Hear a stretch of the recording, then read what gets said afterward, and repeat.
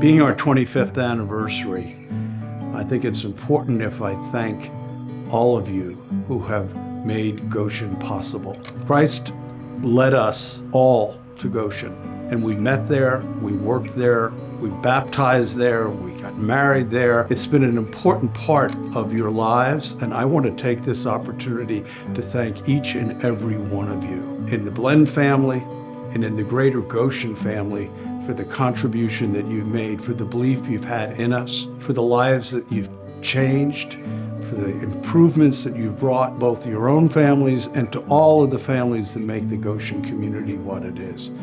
It's an important time at 25 years to do that, and thank you.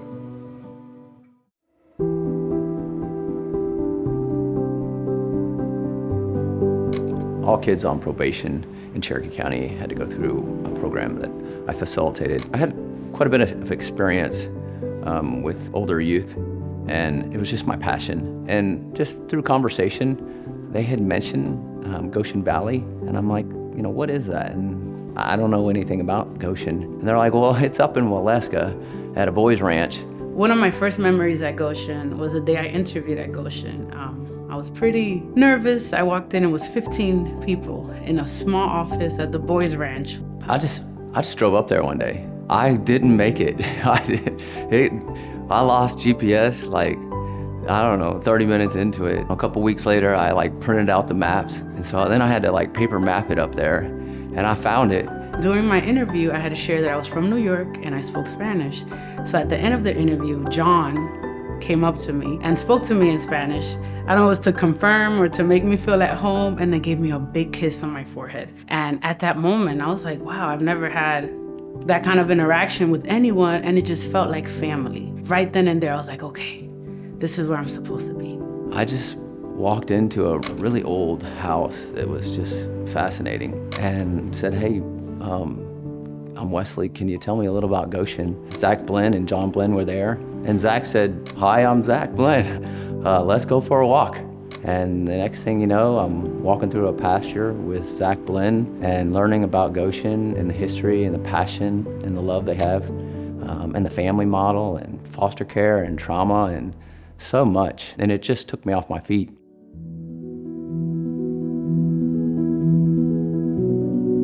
When I first heard about Goshen Valley, it was from a coworker, and I just loved the idea of a place where kids could understand what it meant to be a healthy family, and was really interested in joining Goshen. So I initially interviewed for a case management position, and then ended up just deciding that wasn't a good fit. And John Blend called me back and said, I have an idea. I would like to create a position called Case Management Supervisor. It's not something we've ever had before, but I want to talk to you about it. So meet me at the Cracker Barrel and we'll talk. And so a lot of important conversations have happened at Cracker Barrel with John. So we went in and sat down, and he pulled out a napkin, and he drew on this napkin all the different pieces of Goshen that he wanted to create and the different branches. And he was talking about Goshen Community Care, which was basically like Goshen Therapeutic Services and what it's become many years later. We ended up coming to a place where I was able to come to Goshen Valley Boys Ranch as case management supervisor. My first experience with Goshen was in 2014, I believe, and I met John Blend first. He knew my parents because my dad had been working with Goshen, and he just kind of knew of them. And so he came to our house and he met me and my sister and my parents, and we had already been fostering for 2 years just through DFACS. So we were the first Goshen homes, and we were it was very much a trial run because they had to figure out how to license us, and all of the things were very much in the beginning of it. When we were fostering with DFACS, that's when I kind of knew I wanted to work with foster kids. I just didn't really know what capacity. And then when we were living at the ranch, I was like, I want to work with teenagers. I graduated high school and I went to school, and that's when I got my degree in human services, and I came back here, and then there happened to be an opening for a case management position right when I graduated, and I was like, this is where God wants me to be. So then I started working here.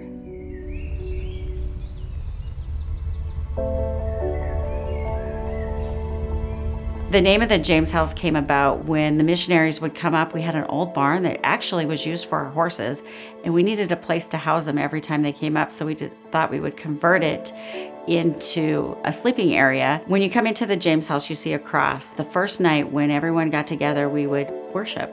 We had a worship ceremony. The youth and the volunteers of Goshen, along with the James Fund missionaries, would write down any worries or burdens that they had, and they'd nail it to the cross. And at the end of the week, it was interesting how they were all still standing there on the cross. The signatures on the wall that you see when you walk through the James house is all the missionaries and a lot of the boys that were there during that time. And everyone would take a wood burner and then we'd carve our names. And I believe today those are still up there. One of the favorite stories I would like to tell about Goshen Valley is when we repaired a bridge. It was myself, Chris, a maintenance person. We worked diligently. We had to repair the whole bridge because it washed away. We had a few things go wrong, and we got it right. And it was such a great experience. We did it again 2 months later after it washed out again. I've joked to Stacy that by the time I leave here, I'll have decorated every single building here, because anytime we've kind of renovated or done something, this building, the well, I've kind of just offered to help with that. I've painted 3 murals so far on campus. It's not something I do professionally, but I just really like doing it.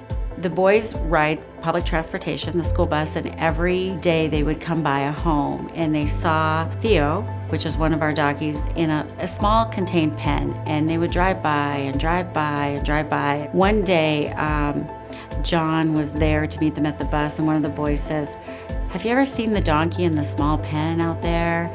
And I think that at that time it kind of hit John, and he kind of identified that these boys were inquiring why this donkey is in this little small contained pen. And John said to me one day, he goes, "Hey Trudy, go out and get that donkey for us." And I thought, okay. And he said, "Whatever you have to do, bring the donkey back." So I went and inquired to the gentleman that had the donkey, and I asked, "Is your donkey for sale?" And he said, "Yeah." And I said, "How much?" And he said, $250. And I thought, okay. When I was waiting for him and we were making the exchange and getting the donkey ready, I noticed, and I looked around, and there was a little small pony in the same size contained pen. And I said, "You know what? I'm taking him too." So he was $250. So for $500, we have a donkey and a pony, and they came to the ranch. And I think it really symbolized what the boys have gone through a lot of times in their life.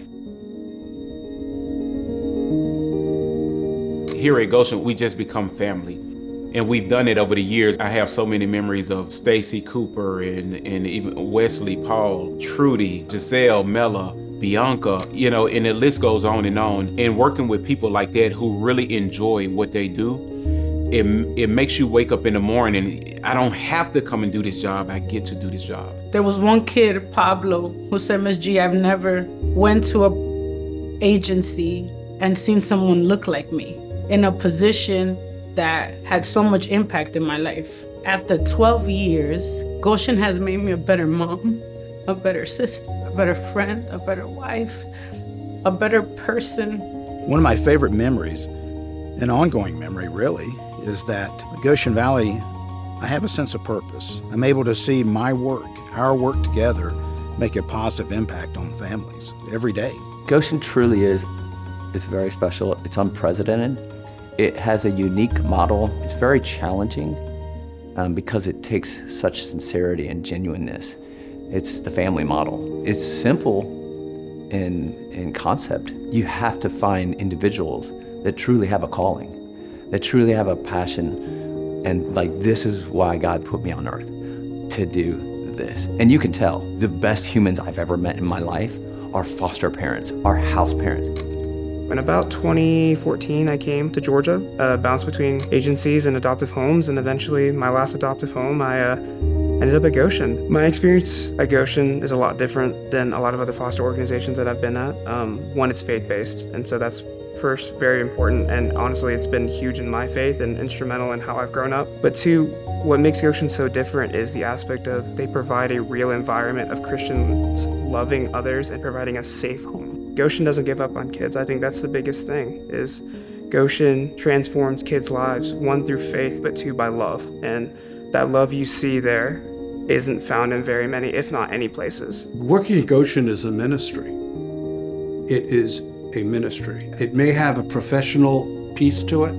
It may have technique. It may have approaches that we've learned from others that have done this work well, and we are keen to stay current on all of those. But at the heart of it, it is a ministry. You are a minister when you're at Goshen. and people want that, need that. God wants you to have it, and we can provide it to our staff and have for some 25 years.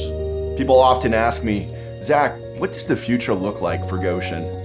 One thing I can promise you is that we'll continue to include men, women who feel connected and called to our mission. Those that are inspired to do their work and do it well, to create safety and security and provide environments that will continue to invoke peace and purpose. I also know that we will be called to continue to serve the needs of foster children, specifically those that are facing a higher level of need. At the same time, we realize the importance of prevention and how Goshen, more than ever, is called to step into crisis, to be able to understand the needs of families, to meet them through assessments and then ultimately services that surround them with the support that will create the very best outcomes possible before foster care is a reality. To do this, we will need your support, your prayer, and your continued investment in what you know Goshen to be, which is a place that cares deeply and looks forward to being able to serve our community uniquely.